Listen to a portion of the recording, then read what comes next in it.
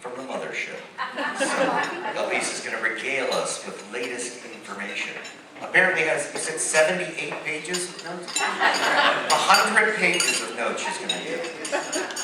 For those of you who haven't met me yet, I think I've met most everybody in the room. I'm Gary Brackenridge, current president of the Club of Princeton.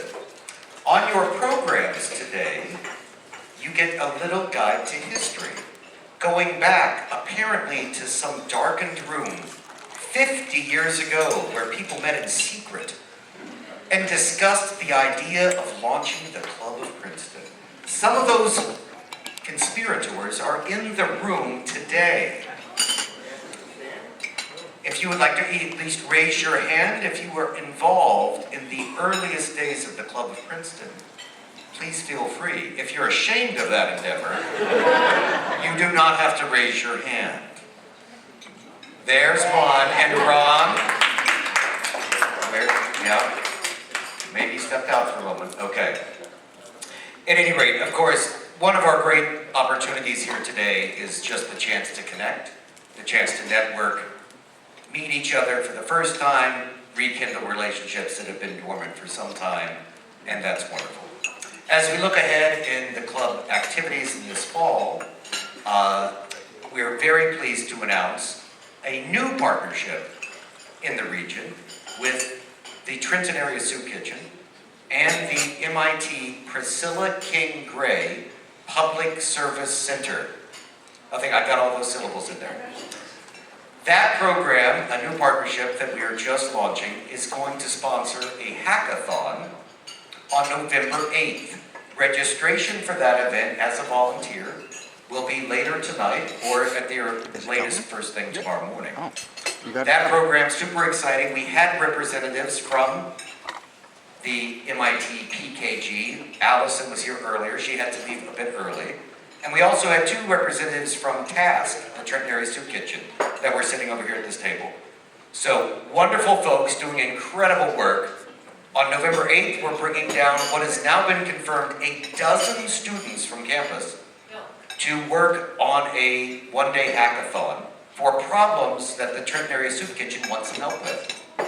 You, all you humans in the room, you have the opportunity to help. You can participate on this day in two ways. One, you can actually join a team and compete to come up with solutions. Or, if you want to be a little grumpier about it, you can judge them. And cast aspersions on your fellow local colleagues, never the students, mind you, rather the alumni.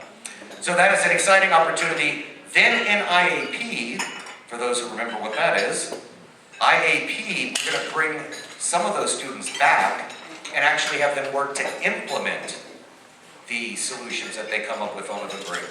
So super exciting, new kind of program. Well, let's get back to some thank yous. First of all, thanks everybody for coming. Second, thank you to our current board members and volunteers. Please raise your hands. We have several in the room today. They do all of this work, so thank you. They do all of these wonderful things as true volunteers, right? And we're always happy to welcome new volunteers at any level into the organization. A one-off event. Many of you in the room have volunteered before. We're always welcome and would love to have more volunteers at any time. The whole point of the organization is to help serve our own local community of alumni and keep us all connected. Second, I want to thank our friends from Cambridge who came down. We have both Elise and Jen from the MIT Alumni Association who came all the way from Cambridge today. So thank you. We're going to properly introduce Elise here in just a moment as she going to give us that 100-page set of remarks. We also have a couple of special visitors from the club in northern New Jersey. I see current President Joe Wyatt sitting over there. Welcome, Joe. Thank you for coming. We have a number of past presidents who show up handily on the inside of your brochure. Could we see a show of hands of our past presidents? And a big hand to them. This book did not exist without their participation and support. So well done. Finally, of course, we want to thank Wonderful venue, great staff doing their work here today, so it's always nice to be served well. As we think again about the fall, we have this big event on November 8th. In addition, the club does things all the time. So we have a standing program of our book club, very popular. We partner with our friends at Northern New Jersey as well on that topic. We also have our standing happy hour events that come around once a month. But we also have another set of things we do at the club. Our club fund that we raise money for supports a program called SEPT, Science and Engineering Program for Teachers. We then raise money for that fund and sponsor a teacher to apply and then attend MIT's program on campus, a local teacher going up to campus, spending a week with colleagues from around the world, learning, sharing, discussing, and coming up with better ways to teach our younger humans. We now have one, we actually have at least one SEPT Award winner here, Leo McDonald. Leo was our winner from 2 years ago. Some of you may have met Stephanie Theliveris, who did have to leave a bit early.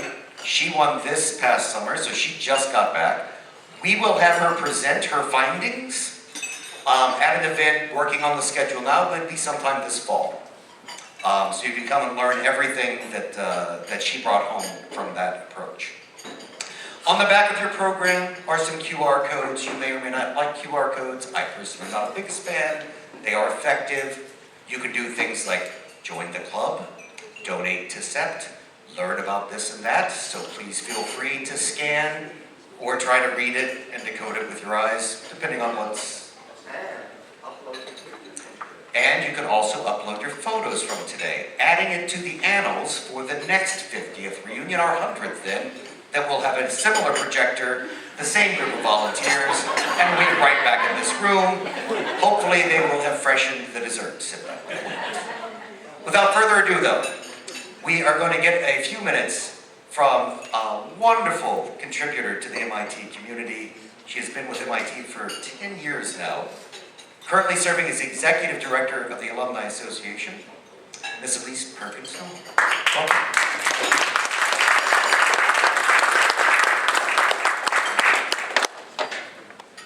Thank you, Gary, for that very warm welcome. I am delighted to be here with you today celebrating this important milestone. Before I begin, I did want to share warm greetings from MIT President Sally Kornbluth, MIT Alumni Association President Stephen DeFalco, and MIT Alumni Association CEO Whitney Espit, who unfortunately could not join us today, but each sends their heartfelt congratulations and best wishes on this remarkable milestone.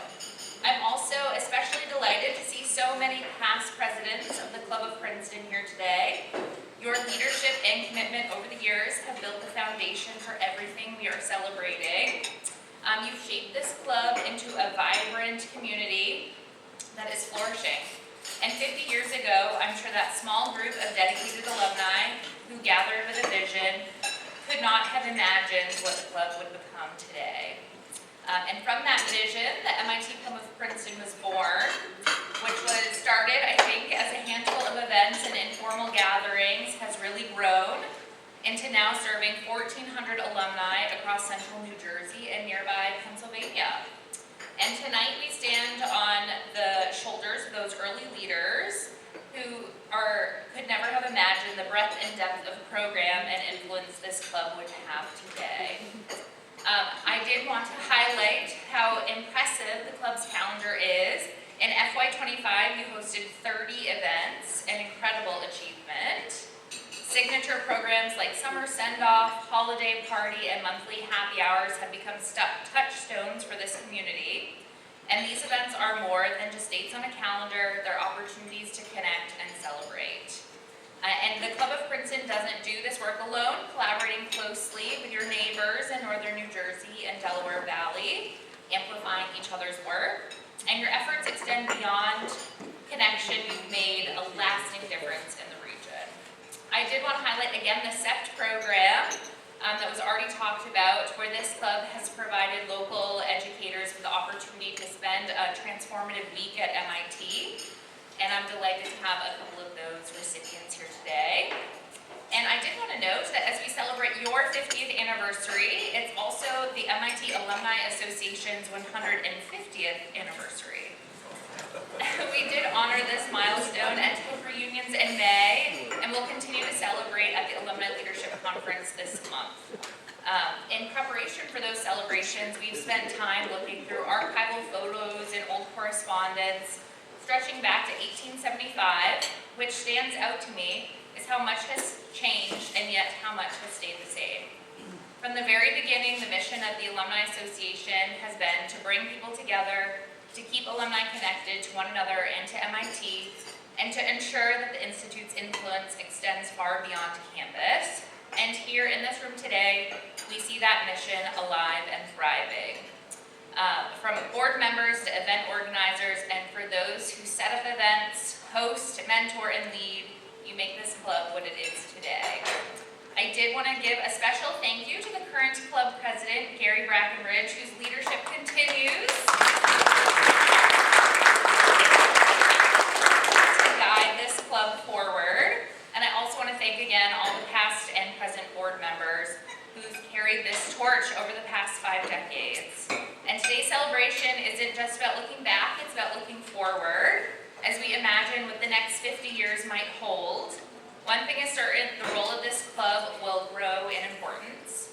And today's celebration is proof of the Alumni Association's mission at its very best, honoring tradition, strengthening community, and recognizing the transformative role that MIT alumni play here in New Jersey and across the world. So on behalf of MIT, the MIT Alumni Association, and our entire team, thank you for all you do and have done to make the past 50 years so meaningful. Congratulations to the MIT Club of Princeton, and here's to the next 50 years of innovation, friendship, and impact. Thank you.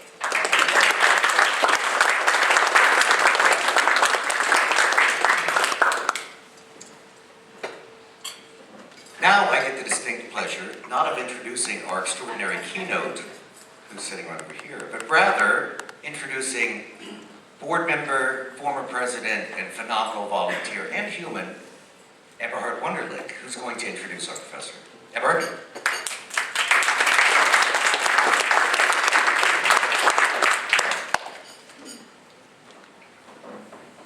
Thank you, Gary. Good afternoon, everyone. It's indeed a pleasure to have everyone here and to have the opportunity to introduce our keynote speaker, Dr. Stephen Chou, who is the Joseph C. Elgin Professor of Engineering at Princeton University. Professor Chou is a distinguished scholar and entrepreneur, a combination that you don't always find, but he's quite amazing in that regard. He heads the Nano, Meta, and Biohealth Laboratory at Princeton University. Dr. Chou's very prolific engineering and pioneering research has spanned several fields, including nanofabrication, nano devices in the electrical, optical, magnetic, and biological domains, bioengineering, and medical diagnostics. His groundbreaking inventions and pioneering work have created multiple new research fields and launched new products that have transformed both academia and industry. Professor Chou is particularly recognized for his work on nano-imprint lithography, which enables the imprinting of features smaller than 10 nanometers across directly on materials such as silicon and metal. He has developed numerous nanotechnology applications for the semiconductor industry and optical communications components. Professor Chou is a serial entrepreneur who has founded 3 startup companies: NanoNext Corporation in 1997, Nano Optical Corporation in 2000, and Esselinx Corporation in 2013. Esselinx was the first company to commercialize Dr. Chou's iMost platform, a groundbreaking new body fluid diagnostic test system that provides instant, laboratory accurate results operable by anyone in an easy-to-use, low-cost, and portable design. As a scholar, Dr. Chou has authored over 700 refereed journal and conference papers. As an inventor, he is the primary inventor and author of over 400 patent applications in various fields, more than half of which have been granted to date. Professor Chou has been recognized by honors and awards too numerous to list completely. I'd like to just highlight 3. He has been elected a member of the National Academy of Engineering. He's also been elected a member of the National Academy of Inventors. And in terms of awards, he received, among many awards, the IEEE Nanotechnology Pioneer Award for, quote, seminal inventions, developments, and academic industrial impacts of new nanopowdering methods, especially nano-imprint and new paradigm shift electronic, optical, magnetic, and biological nanodevices. Professor Chou's remarkable career has been built on a strong educational foundation. He received his Bachelor's of Science at the University of Science and Technology of China. He received a Master in Physics at State University of New York at Stony Brook. And he received a PhD in Physics at the Massachusetts Institute of Technology. Please join me in welcoming fellow MIT alum, Dr. Stephen Chou.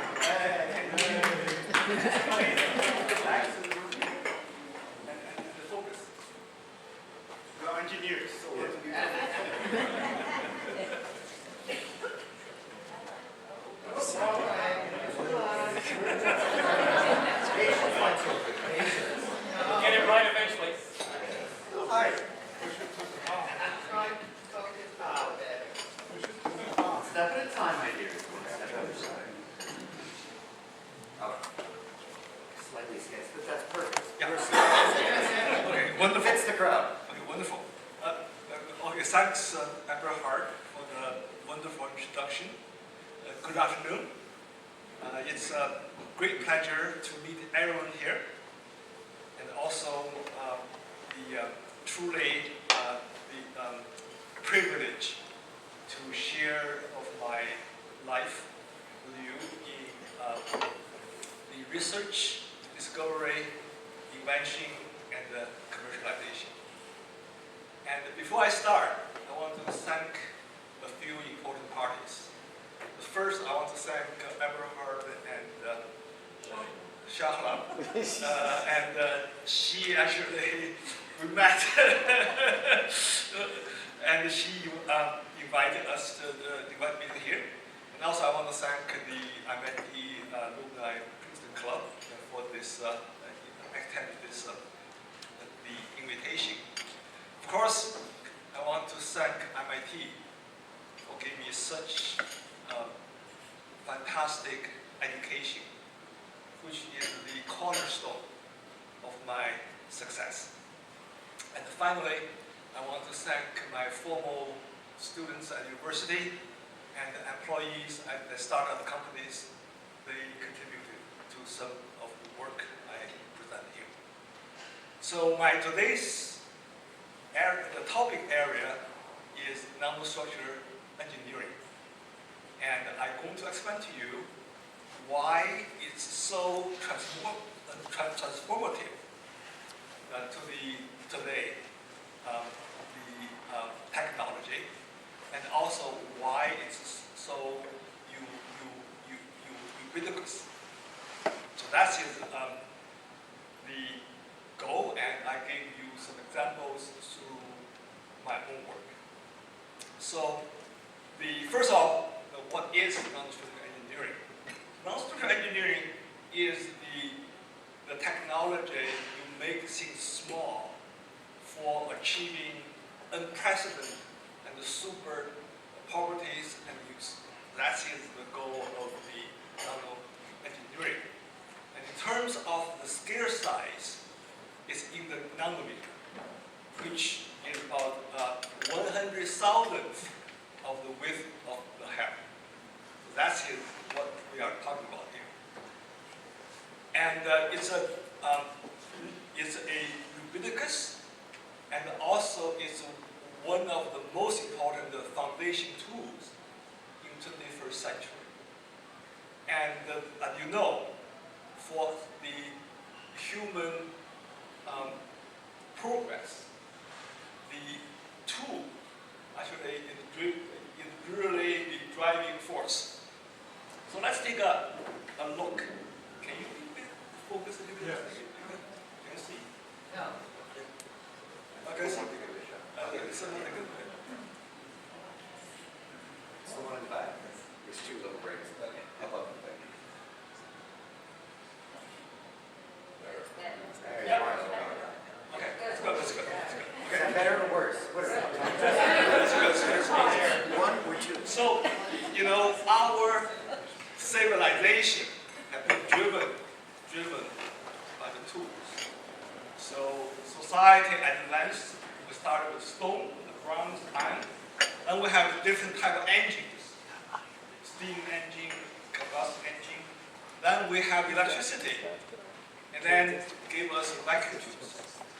But then the transistor, 50 years ago, actually not wire world, but it's 70s years ago, had been replaced the vacuum tube.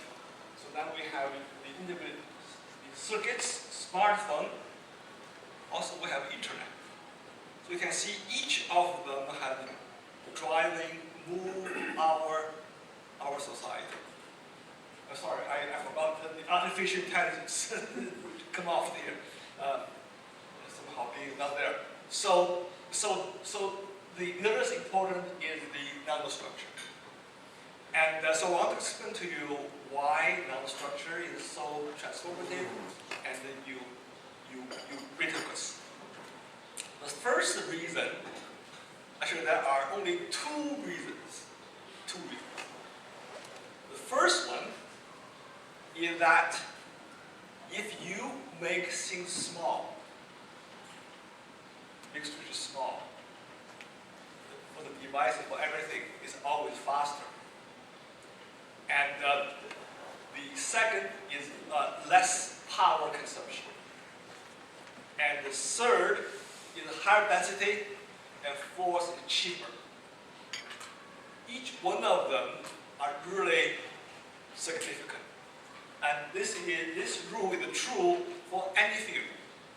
You just pick up one. You say what happens if you make it small.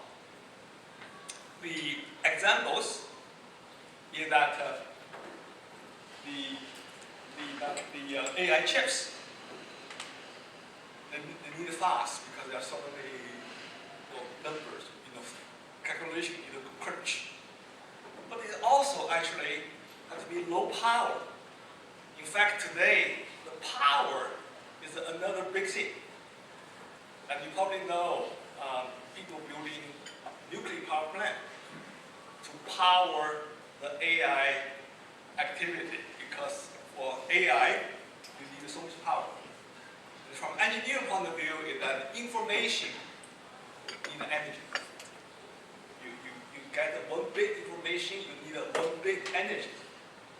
And so therefore you can reduce small amount of each bit, but there are so many, how many, trillion, but even more, cycles the energy. And in fact, the rumor said the CEO of NVIDIA, Jason Huang, when he do the sales to convince the other company to buy his chip, he said, look, if you count on how much energy the chip going to consume, actually my chip is free to you compared if you buy other guys.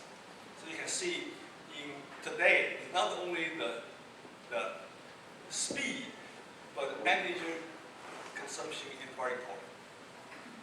And actually for the gene sequencing, and actually you have to do 1 bit at a time, and we have billions of bits, right? And that takes a long, long time. So I had using the nanostructure to make the sequencing possible.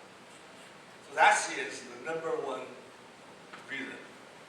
Smaller means faster, less power, high density, cheaper.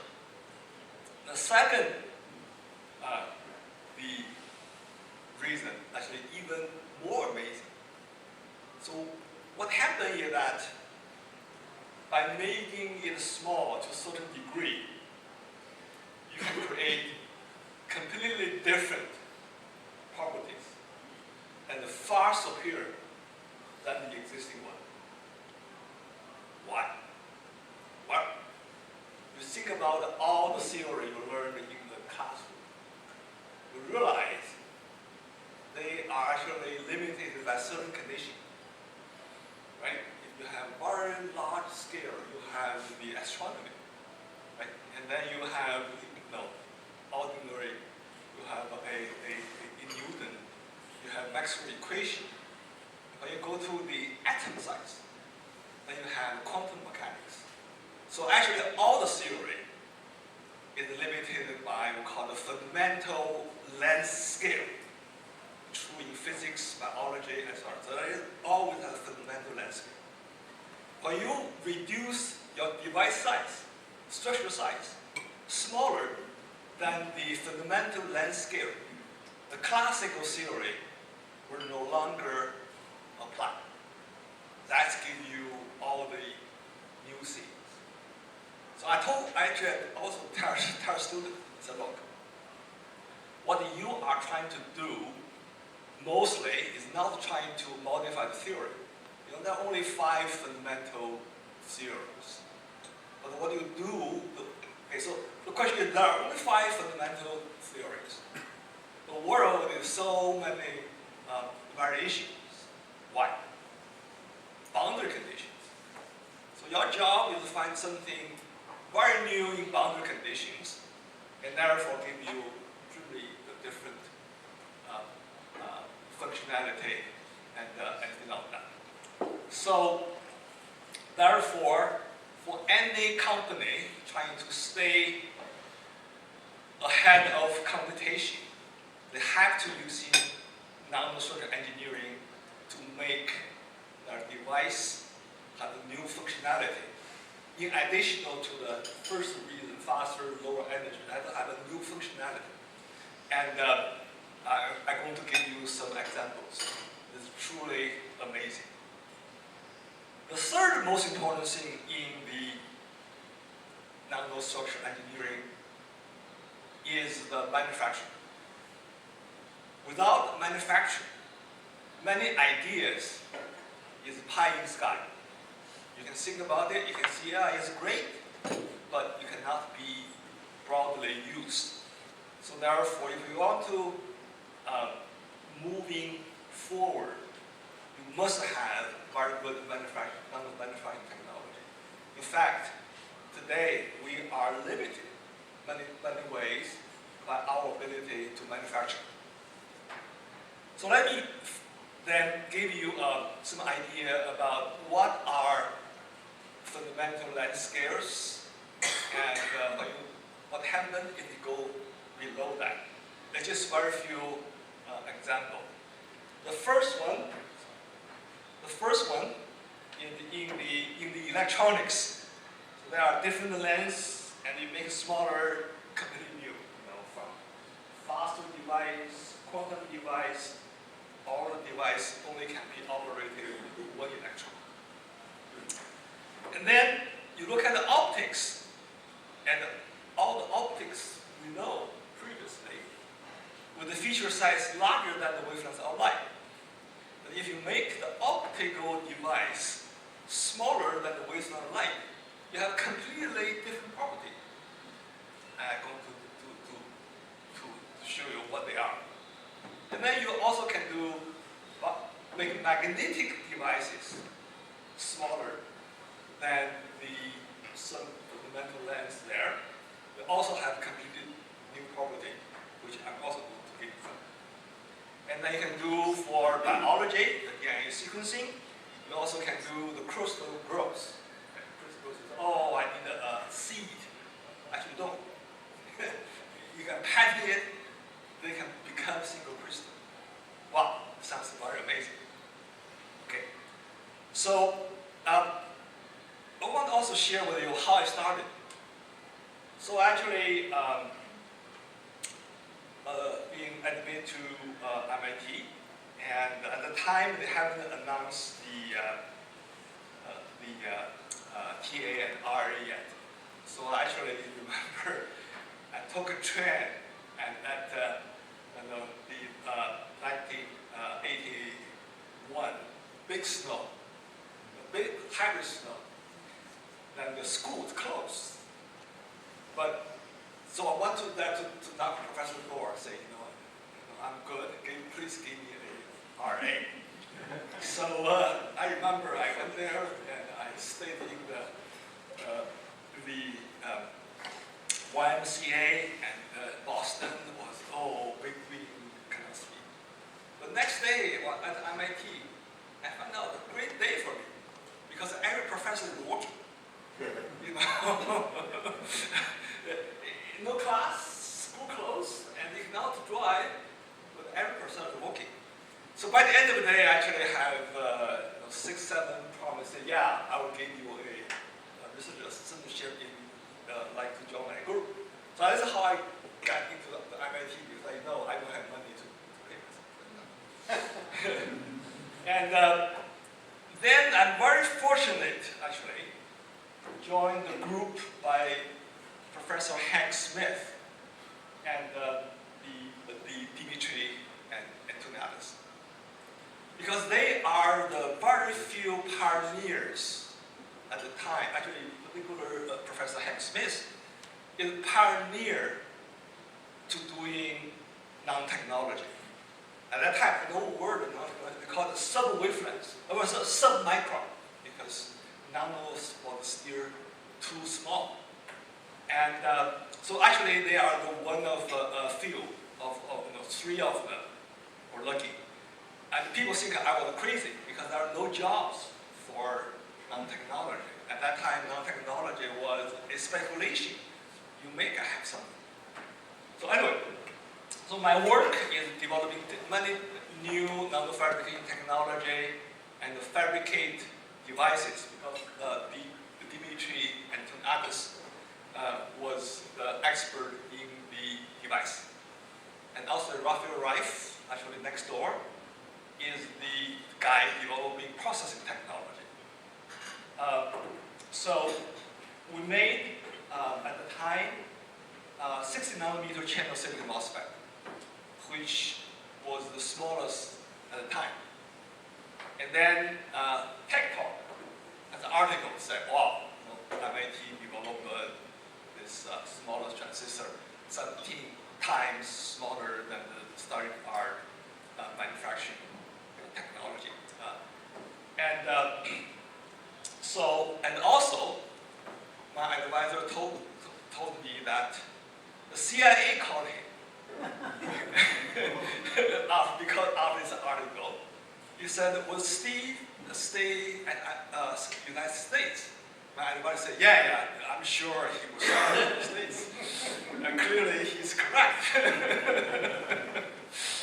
And another thing, worth mentioning is that at about the time, Lisa Su, who is the CEO of AMD, joined Dimitri's group. So she was learning things, from upper class students. So it's a very interesting time. So after I graduated at MIT, I become a faculty and pursued the dream to make devices even smaller. So in 1996, I built a transistor, silicon transistor, operated by 1 electron, single electron, right, which is actually the limit of the transistor. You cannot build operate beyond that. So the Time, New York Times, Science Times write an article that look, the transistor was invented 50 years ago. That was 46, right? It's 96. This was 50 years ago, and now it's reached the limit, which is true. In terms of certain ways, the operation. But what through this process here, actually we discovered how you the route, the ways to make transistors small in the future. So because traditionally you have a flat gate called the planar technology, but actually we understand in order to use one electron to squeeze the current, you have to use a nanowire. You cannot use a wide channel, and you have to gate the wrap around. So that's it we discovered, but that's become the guiding principle after our work for the next 30 years. And you probably heard about today, you know, about the wraparound gate. And actually, these things we already discovered 30 years ago. And I went to Intel, talked to the CTO. He said, "Oh, Steve, you did fantastic work. But the Intel never going to do non-planar technology. Your device structure cannot be fabricated." So you can see the people, you know, trying to always very hard for them to deviate something new, which I'm going to give you to another example. So let's think about what kind of magnetics. So as you know, if you have magnetic film, it's not a magnet. You say why? Because when you have magnetic film, they try to break down to different magnetic domains to lower the energy. Because the poles, only magnetic poles, is higher energy. So therefore, you cannot see the field is a magnet. That's the trouble, because if you want to make a magnet, you have to do something on the film. But what we discovered is that if you reduce the width of your film below, there is a fundamental length called exchange length.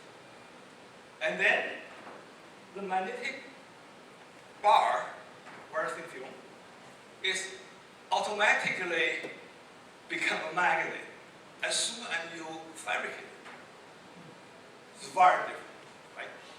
And so here is the image. So this is an image of the topology using atomic force microscope. See the topology. So these are nickel bars. And this, looking with the magnetic force microscope, only looking at the poles, you can see they are parallel poles. And there are many applications actually for this type of devices, from sensors to blah blah. Yeah, so I don't have time to go further, but this is an example that when you make a device structure smaller than some fundamental length scales, completely different theory will apply and give you unprecedented super properties, allow you to do something very different. Now we go to optics. And you know, optics always is big, bulk, and it's individually assembled, right? So it's in my view, it's more like many years ago we have a vacuum tube, bulky, manually assembled. But we want to have something, optical device, can put on the surface of something, flat, very thin, and do the same function. And this is possible if you're using a new type of optical device with feature size less than wavelength of the light. So the name of this type of device is called a sub-wavelength optical element. But then people say, wow, too long name, just call it meta-optics. So you can capture it. Actually, I learned that when you're naming something, shorter is better. And then you always win. And then you always a good call name, Tom, Peter, blah, blah. It's great. So in order to develop this this thing of the device on the surface, you need two things very similar to the past. We go from the vacuum tube to the integrated circuit. One, you need a theory. The other, you need a manufacturing. Because the integrated circuit is not going to develop without the manufacturing. So the theory is called a sub-wavelength optical element, SOE. And the fabrication, it turns out, is the nano imprint that I invented. I will go give you more about that. So here give you an idea what is a sub-wavelength optical element. So think about this is a piece of an optical element, and if the feature size is much larger than the wavelength of the light, like my glasses, then basically you treat the light as ray. All the way it works, light and ray. But if you reduce the feature size, and you find out but the feature size is still larger than the wavelength of light. You find out when light coming in, you actually split into different beams. So that's the security label of your car, is the diffraction gradient. Right? Then if you make the device smaller than the feature of the light, is completely different.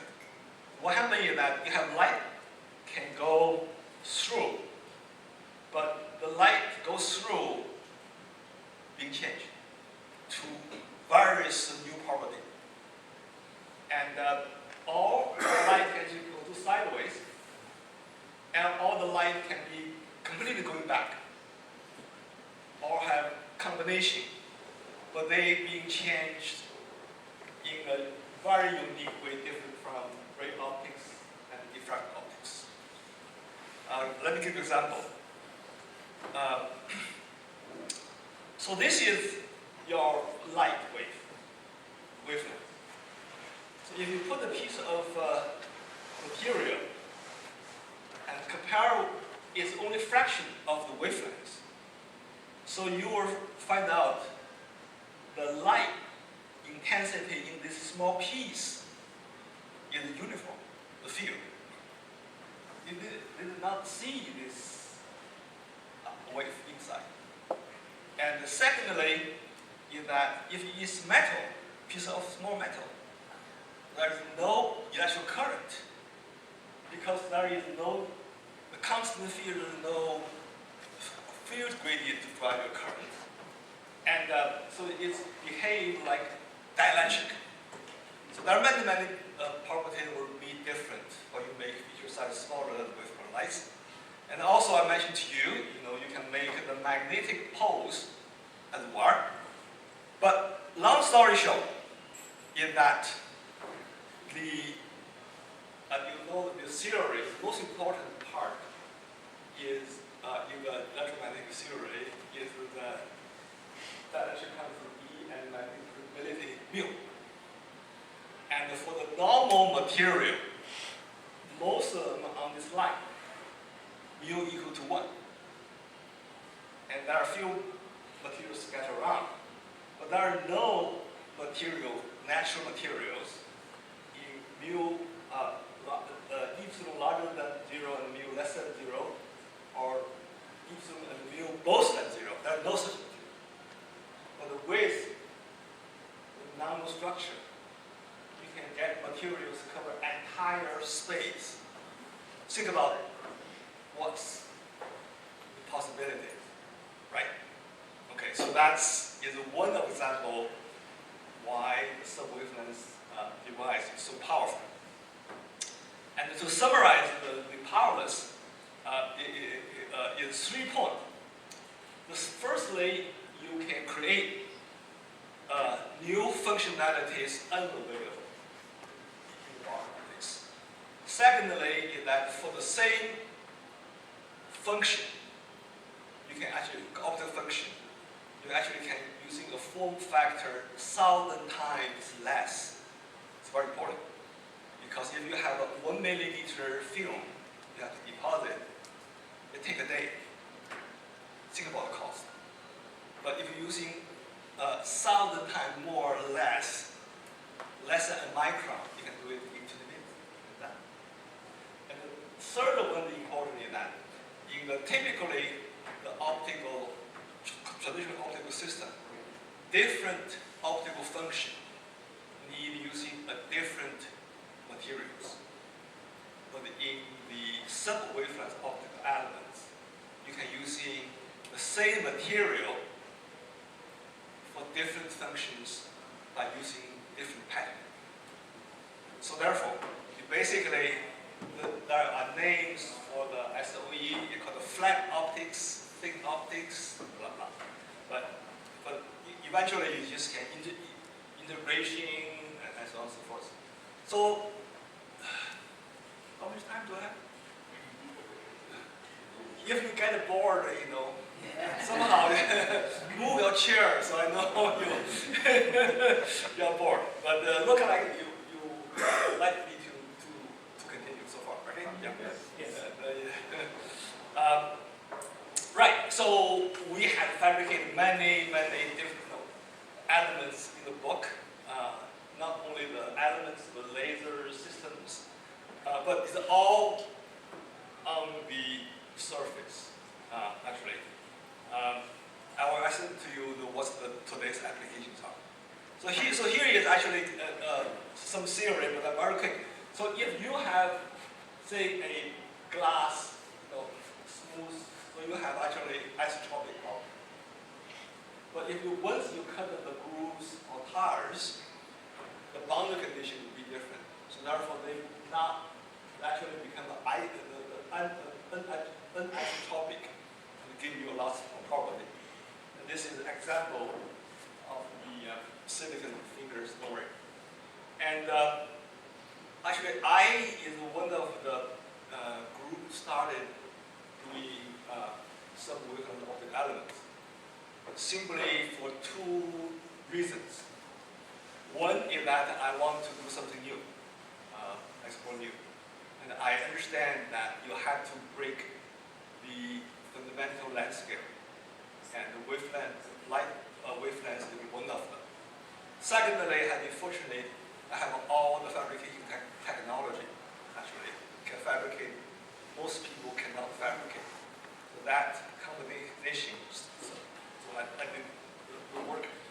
And so I made the sub-wavelength filter, actually the polarizer. And then actually I integrated with the VCSELs, a laser.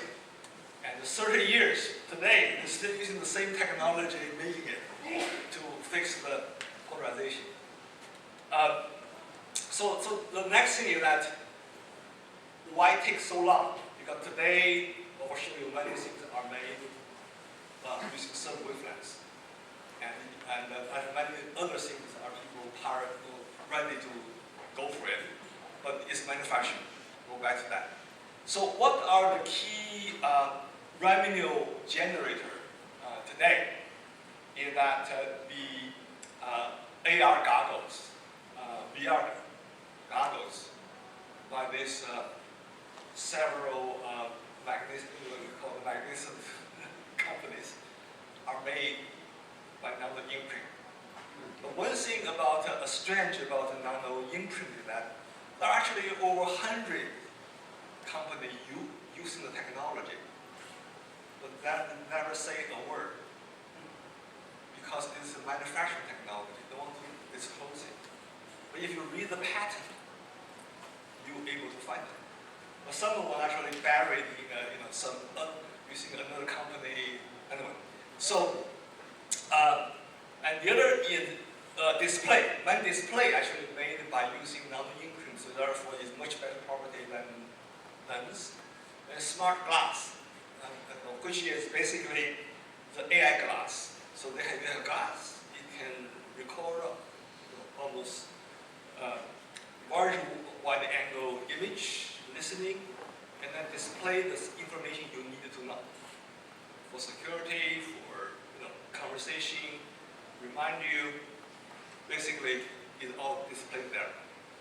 And it's a very thin layer, and it has to be using sub-wavelength element to get the signal go that way. Few words about biology. Biology has many different types, different molecules, size, from the proteins and peptides, blah, blah, genes. So actually, if you make a device smaller than these or close to these fundamental lens scales, you have new properties. So let me give you one, which actually led to a startup company and then went to public. So basically, when you trying to analyze DNA, traditionally you have to chop them to small pieces. And then what they do is they have to actually chop many copies. And then somehow they have library or something connected. But that's a big error, right? Because I told them, say, like you read the Bible, you chop them to small pieces, and then you have to put them back, and clearly you have to chop more than one copy because you need that some repeatability, blah blah blah. Right?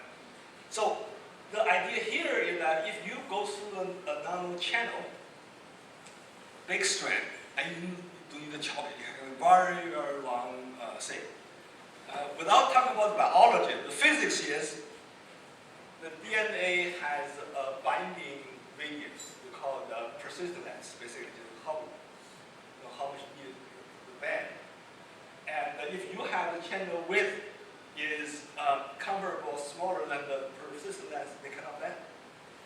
So basically, we made nano channels and we let them flow, and then you can do analysis. So these are some examples about different size of the channels, and we cover on top. From what side, these are side holes, and then this is the coming in. So this is outside of the hole, this is inside. We get structure. And then if you look at how much is stretched compared with the channel length, then you need follow through. So it's become a very powerful tool. All right. Next thing about the manufacturing and making our chips. Traditionally, they using wave-based. You have electrons or the photons. You focus them. You interact with the material, and then you're using chemical treatment to delineate how the interaction is. So it's a wave-based. The issue is any wave-based traditional is limited by the wavelength. So that's why you all heard about EUV, right? We call it extremely the ultraviolet light. Actually, it's a nice name for X-ray. And that is a political reason they use this name. But it's probably it's a longer length of X-ray to pattern it. Now is really the technology depending on other chips. But there are many issues, scattering, blah blah. Extremely expensive. Expensive is not only buying the machine and operating, because the machine is probably close to 100 million a tool, but operation per year at least 50 million. So compare the operation cost, actually the machine is not expensive. So how can you change it? So about it's 30 years ago, I said, why can't you use mechanical method? Deforming. There are no wavelength limit, there's no scattering, and just mold it, right? Of course, at that time, nobody knows how small can you mold, how can you mold in really thin film, how you get a large area. There are many actually unanswered questions. But I experimentally demonstrated it is possible. But people actually reject it. First 3 years, nobody believed it, and no, but most people do not believe it, and no paper published. Or story short, just a quick. Anyway, so it's possible, and you can actually go down to 15 years ago, we already go down to 3 nanometers, and about over 10 years ago, we got a very small size. And on the point out is that the people doing EUV and spend so much money, their best machine in experimental stage today only can do 19 nanometers. It's still far away from I have demonstrated almost 20 years ago, right? Because they are limited by the technology. And the other thing is that only can do very thin film. For anything you need the curve, soft, they don't have. Okay, I just stop here about the technology. But so because the nano imprint offers so many unique properties from the resolution, pattern flexibility, area, cost, throughput, blah blah, unmatchable by other technology. So now actually we use very broad field here. And another important part is that if you look at the paper patents and companies over the year, they follow actually a similar curve. The first information is that if you check today, about 10,000 papers published. But there are over 35,000 patents being filed.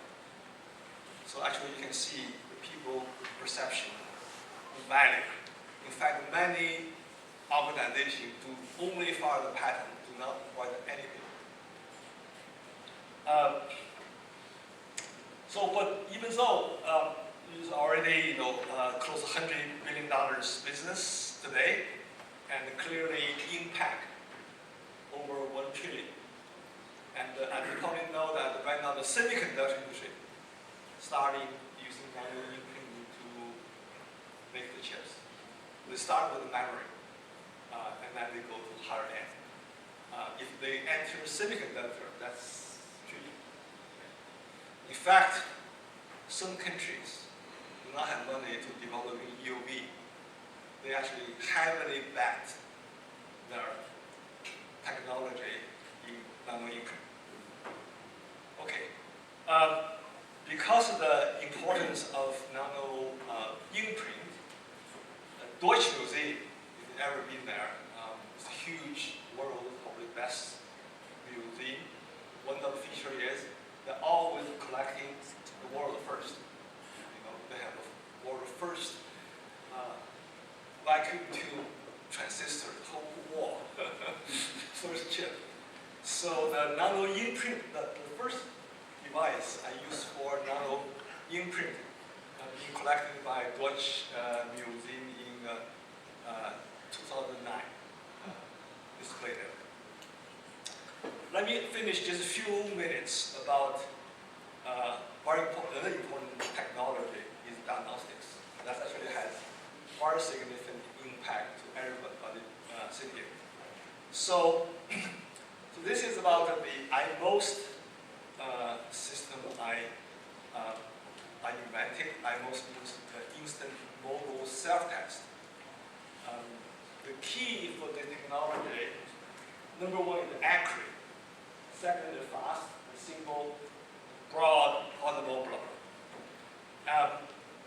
I'm sure we love to have some device like that at home, because today you have to go to that. You will say why the current technology cannot offer us this. And there are 4 or 5 fundamental things. The first one is that if using traditional approach, it becomes inaccurate when the condition becomes imperfect. Measurement, sample, chemistry, operation, blah blah. And that's actually the biggest killer. The second is that when you prepare a sample, you need many steps. And also, if you have a different sample type or different assays, you need a different preparation, you need a different cartridge. And then the speed usually go longer than we would like. And the number 5 important is not the cost issue, and it may not be portable. So our dream is that we have something based on styrofoam, and using 1 drop of your body fluid can detect many things. You say, oh, what's that? This surrounds us, right? Great. surrounds us, right? So so my next job, it tell you why we solve the problem surrounding cannot solve. Okay, let's go. So basically, this IMOS, the number 1 important, the test results are accurate even you have imperfect condition. Extremely important. Secondly is that it's everything in one form, something like that, and very simple. And fast, low cost, and it's the other thing you really like to dream. And so here is the work function. I will show you some video. So you basically have a sample holder card with 2 pieces of plastics. You just close it, and then sample is ready to do measurement. In fact, the card is not as simple I show you here, because actually it has nanostructure surface and also have pre-coated reagent on the surface. Then you will insert the card and you can do the measurement. And the gap over here, Hold the microphone closer. oh, okay. So the gap of the card is about 10 micron. And typically, in the laboratory, you at least have millimeter size. Even you have a 1 millimeter thick liquid, you need almost 1 hour diffusion time. But the diffusion time is proportional to the distance squared. So by using 10 micron, you can reduce the diffusion time by 10,000 times. So it's really fast. Anyway, the other thing is that we convert all the reactions into color or image. So therefore, you can do many different assays at the same time. Okay, anyway, you also can, be connected immediately to sending to different places.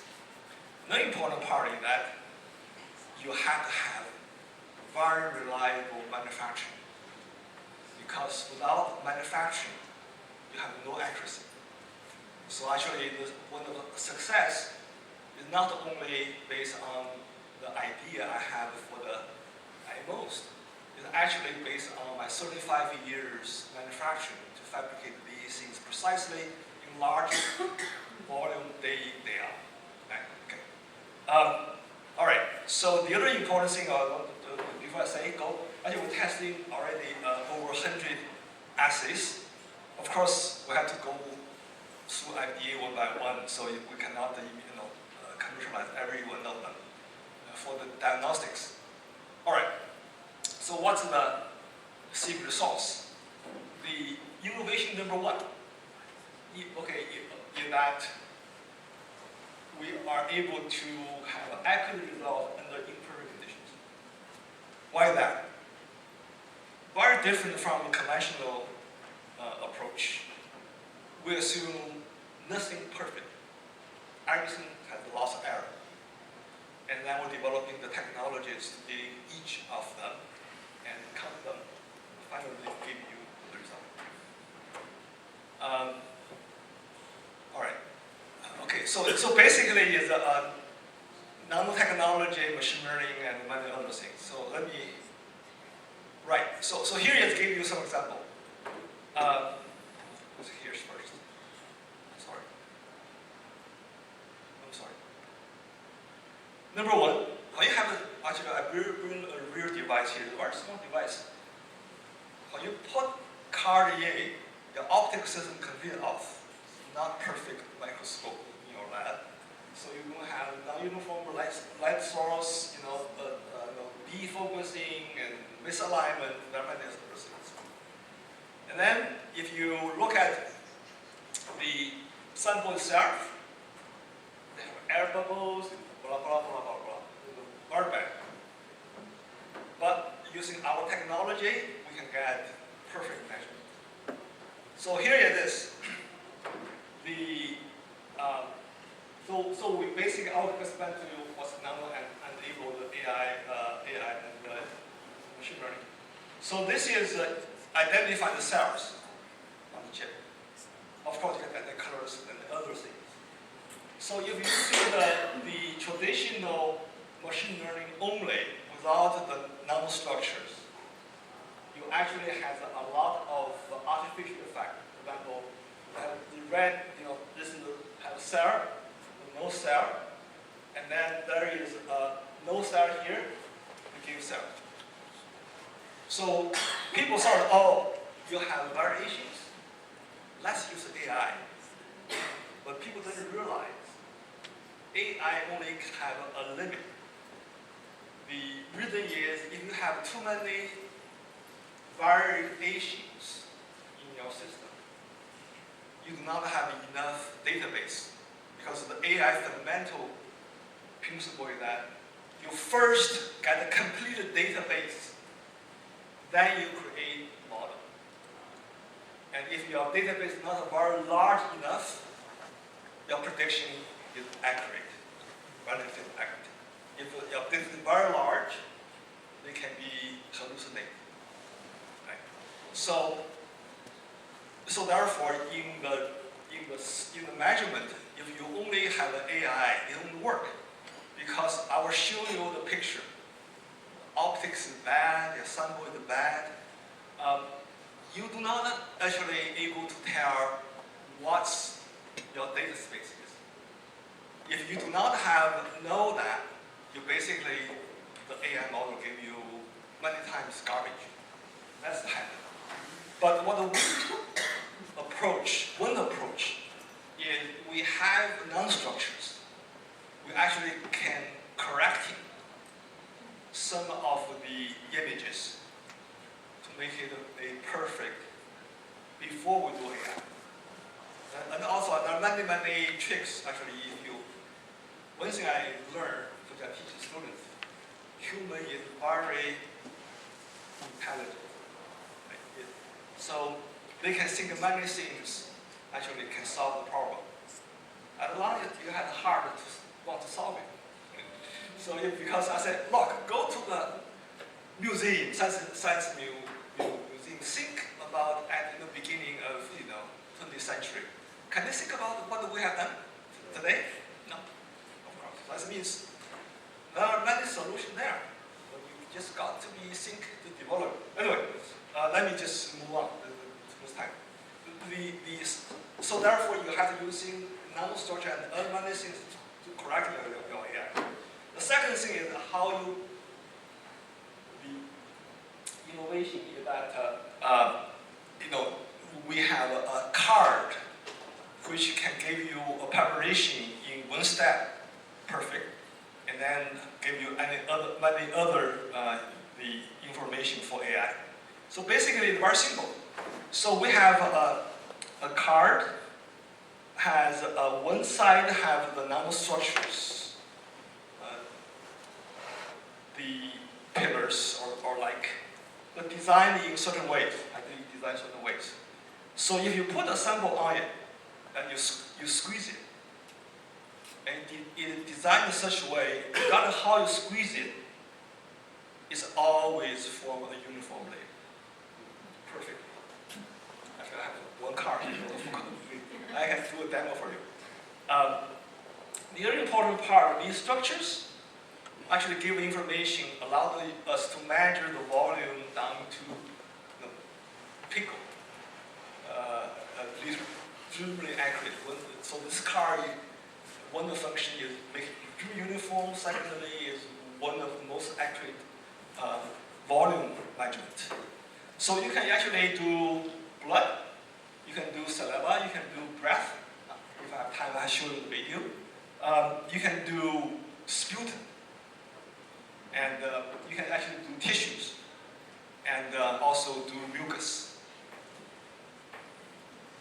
All right, let me show you a video.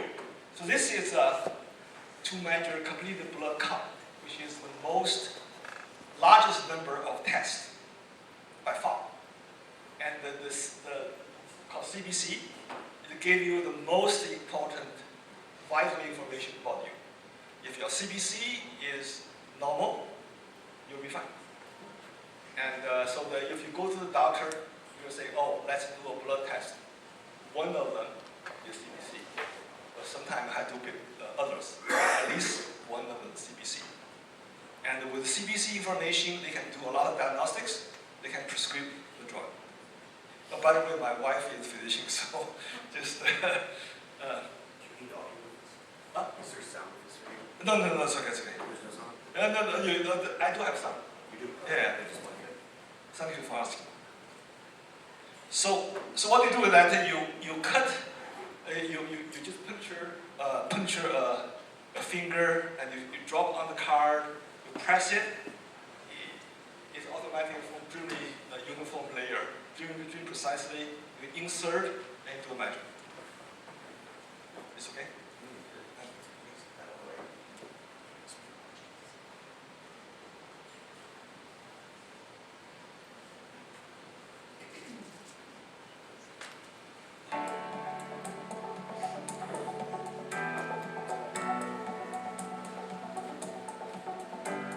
iMost from Ascenlex is a personal, mobile, self-health testing platform using unique technology innovations.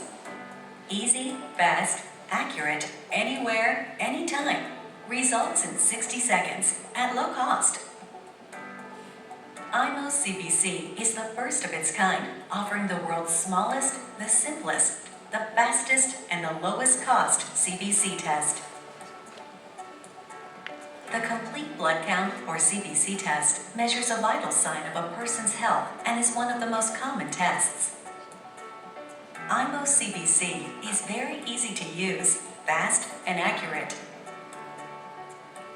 iMost is a result of unique technology innovations using nanotechnology, machine learning, and advanced biotechnology.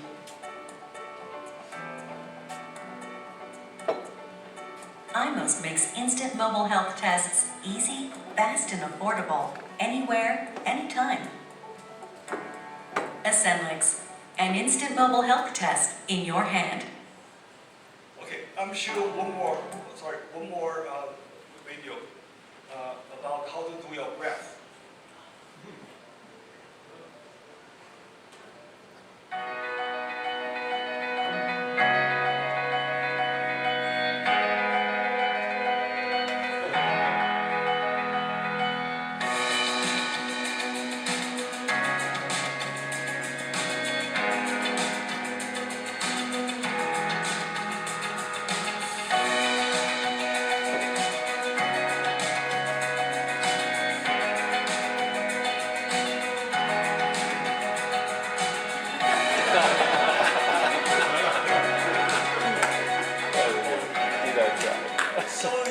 trick is that when you grease on a surface, they have droplets. But if you do not cover it, it dry very quickly in a minute or two or three maybe.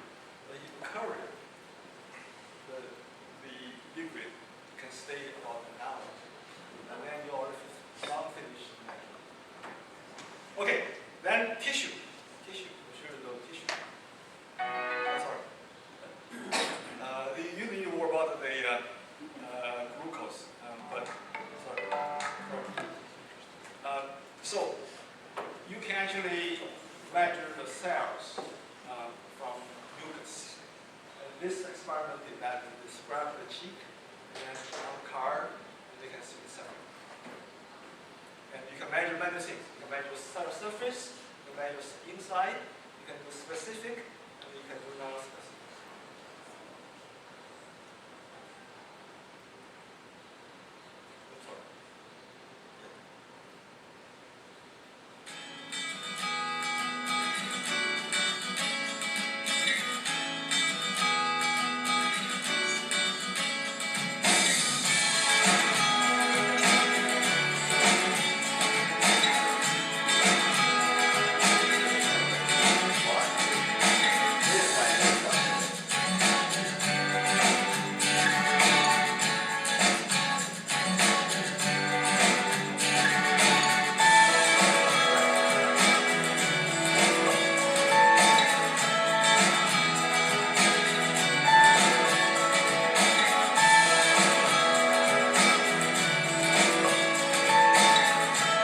Okay, let me stop here.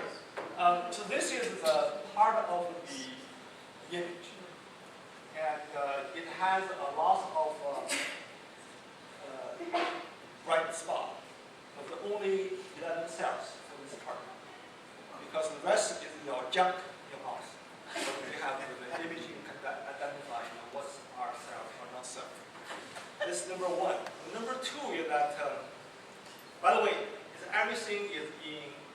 The moment you put on the card, it's ready to be measured. There's no waiting time because it's only 10 micron apart, and any weight is already put into the cell. Let me show you something here.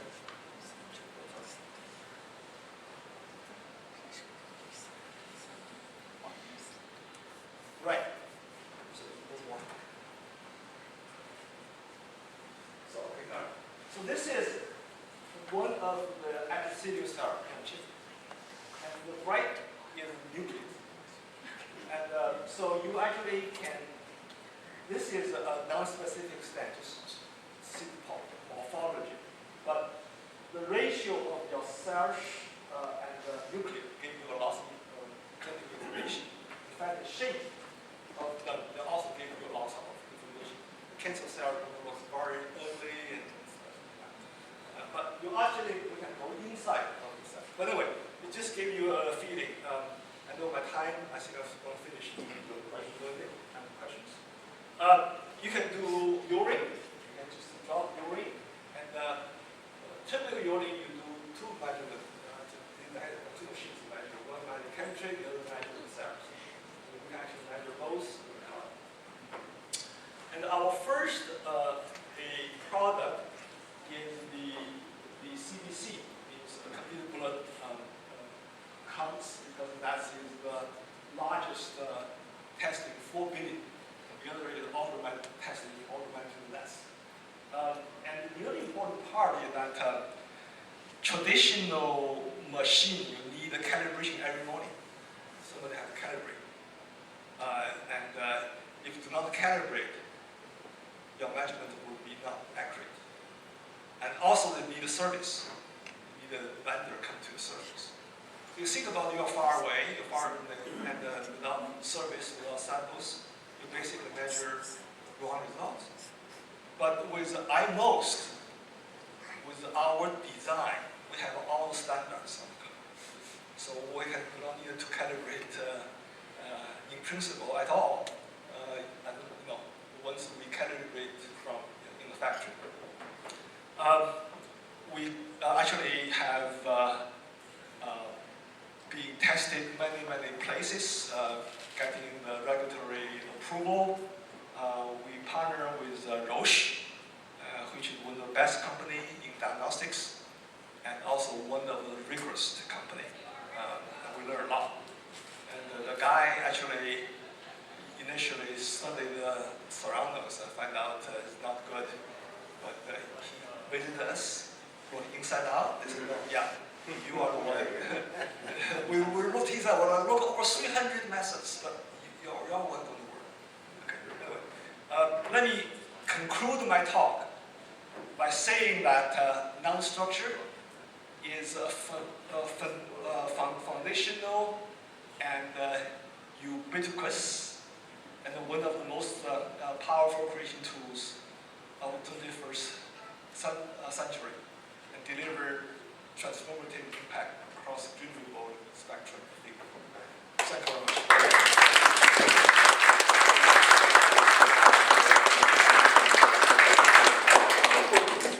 Do you coat those reagents onto? Do you coat the cartridges surface with reagent? How do you get the reagent? That's how?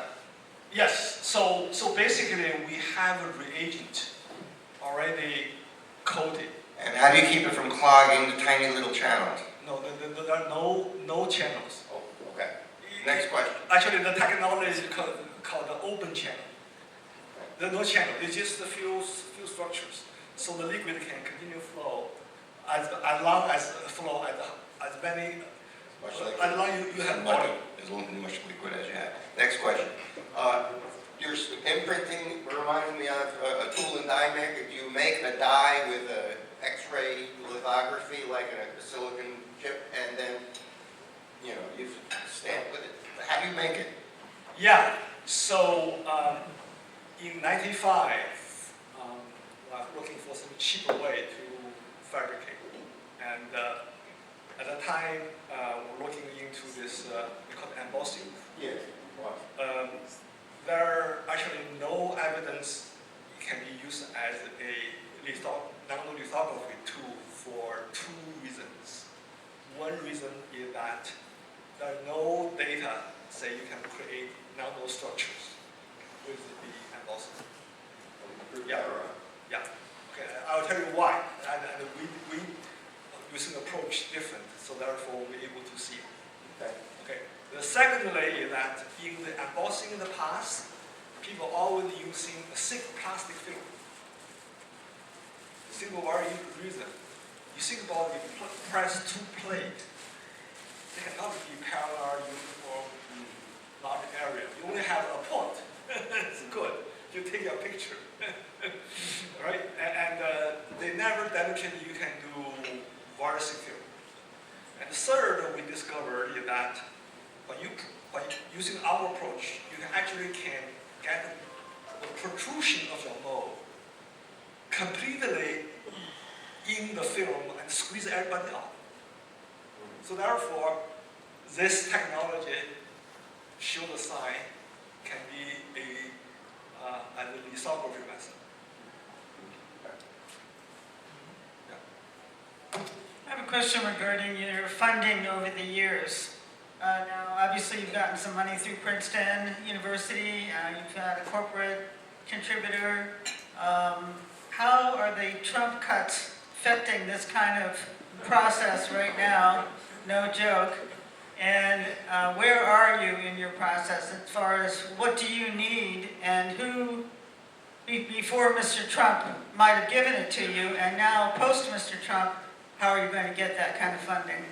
Oh, great point. I'll tell you actually a very good story is that Princeton recruited me from University of Minnesota, especially, and they built my lab.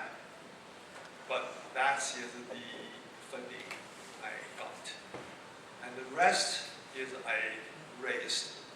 And my most funding is from federal government. I get a very small amount, or not much corporate funding, because for what I do, I need a large amount of funding, and the cooperation usually too small.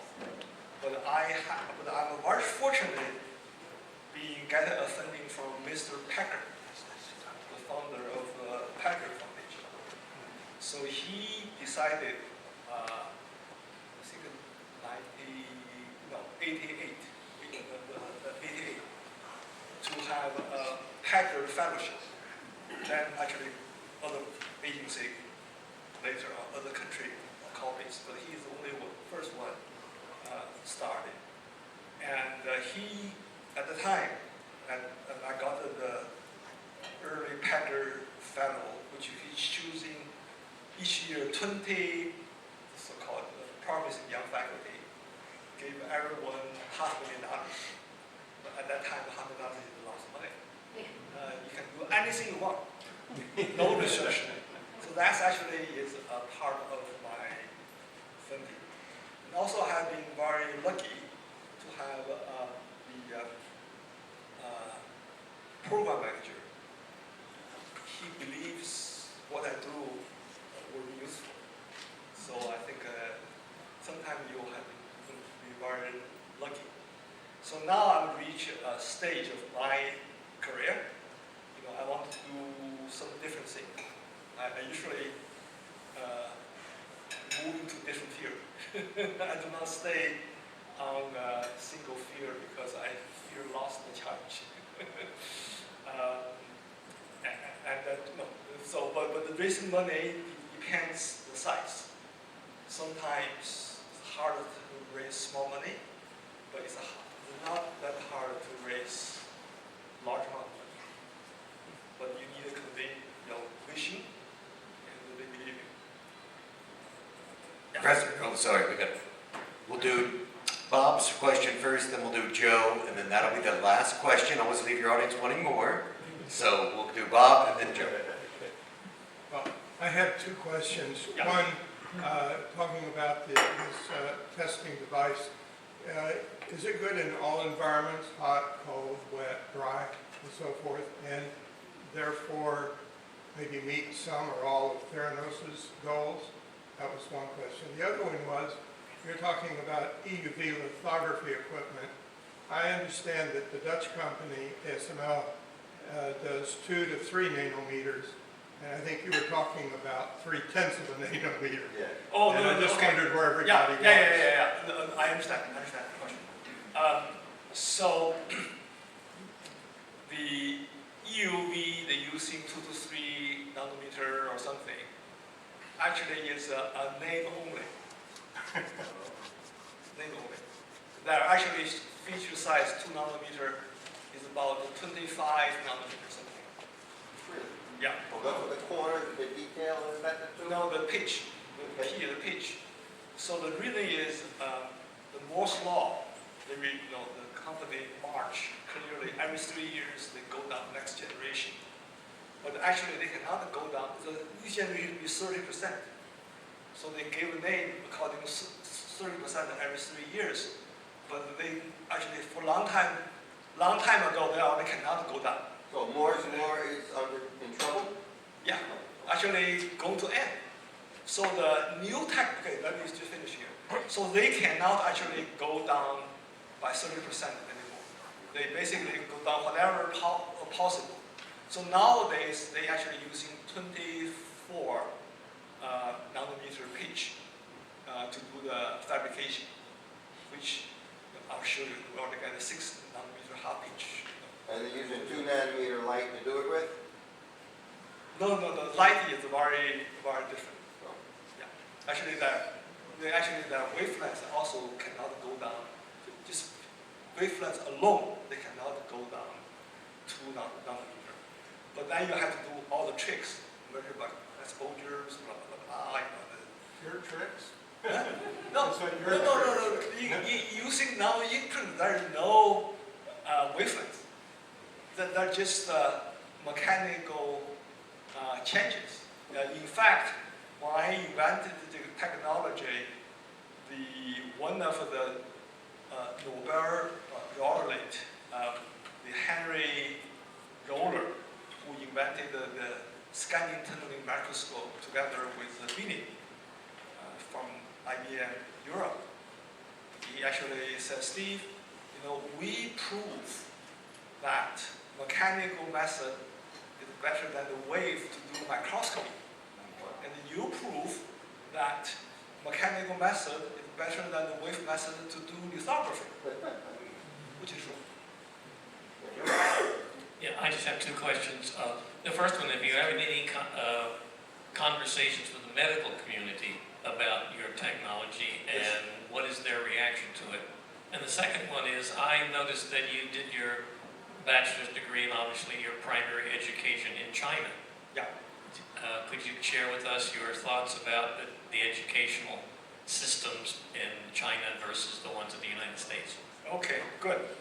So actually, my education in China almost none. Almost what? None from the system. At the time, it's a chaotic period. So my education is more my family, not from school. Actually, I jumped out of school. What do you mean by your family? Just my family connections.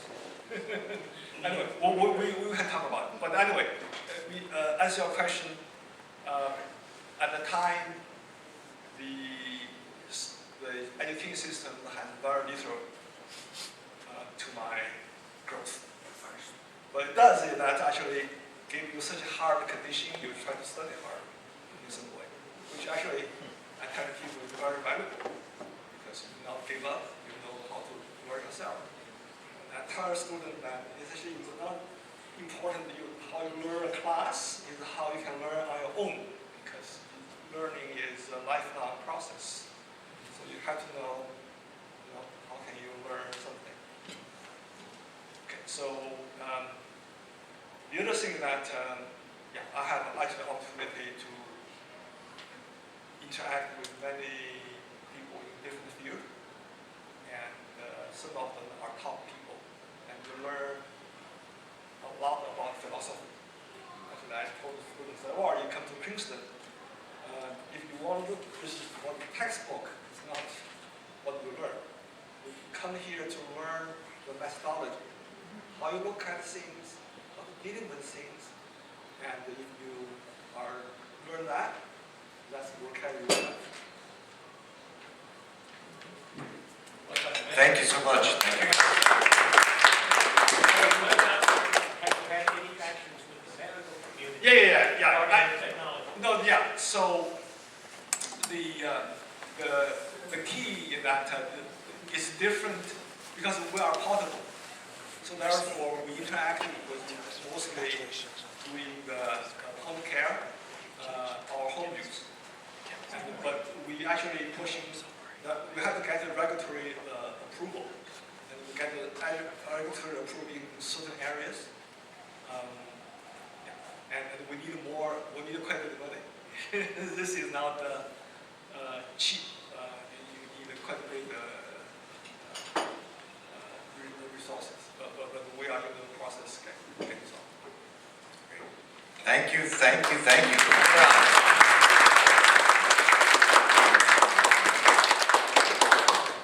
I'd like to welcome to the stage, Frank, or you or Shauna coming up? Or both? Sure. Excellent. So we have some honorariums to present to our wonderful speaker today. So come on up to the stage. Shauna? Thank you very much. It seems that our conversation on the Andrews Lane worked out, and you are here today. Thank you so much for the thought-provoking presentation. Thank you.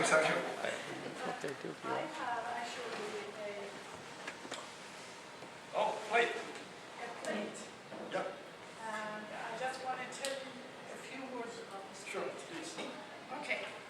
I think that this plate, if you see, I'm sure the audience too, that this plate, it has an image of mercantile house or building on Summer Street, Boston. And the reason that it is a commemorative plate is that that was the first MIT building that we had in 1865. The first classes of MIT graduates was from this building. So this building, it was in 1930, MIT gave a commission to England to produce a series of commemorative plates for MIT. And all of them, they have the image of significant buildings of MIT. But it is mostly those other ones at the MIT when it was in Cambridge. But this one is the original one, that it is first classes of graduates from this building. So thank you so much, and it is a token that we thought is, shows that the foundation that the MIT brought so many contributions to the world, and you are also similar, bringing contribution to the world. So thank you for coming, and very much appreciate it. Thank you for everything, for the invitation, and great to meet everybody here. And I'm sure we'll have more chance to talk. And have a great rest of the facility. Right. Wait, there's one more. Hold on. Oh, you get another gift? We got another present coming. All right, so. My wife's been in. You're on. Hello. My wife's been after me to clean up my lab for years. And years ago, I had noticed this micro machining technology, and I forget, it's no passing fad. And I subscribed to the first journal dedicated to micro electromechanical machines. And for 6 years, in the late 90s, the advent of your business, I saved them and I protected them from water damage, and house to house I brought them around, and at my point in my career I'm not going to use it, and I wanted to pass it on to you for light reading. I think you'd be very interested to see. No, not notes. All 6 volumes of micro machine devices, and the ads and the stories, I think you'd really find a lot of interesting reading in there. I know when I was a kid, my father found a 1906 Popular Science buried in the wall, and I just got a lot out of it, and I thought you would too. Thank you so much.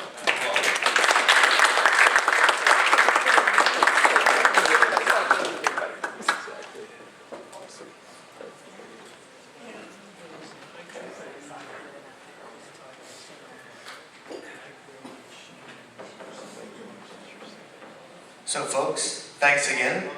That's a wrap. You can stay and mix and mingle. We paid for the room until 6 p.m. You're welcome to get every